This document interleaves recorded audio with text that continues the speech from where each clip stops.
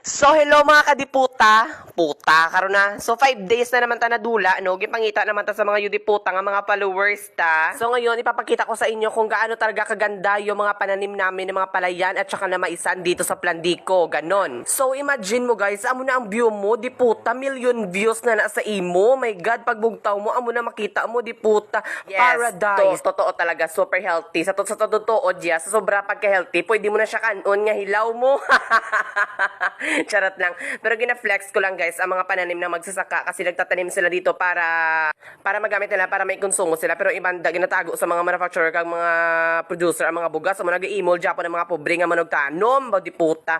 So for today's video, papunta tayo sa lugar kung saan talaga nahi-heal yung inner child ko. Wow, inner child di puta. Yes, totoong narinig nyo. Gusto kong pumunta sa lugar kung saan nahi-heal talaga yung inner child ko bilang isang chismosa. No,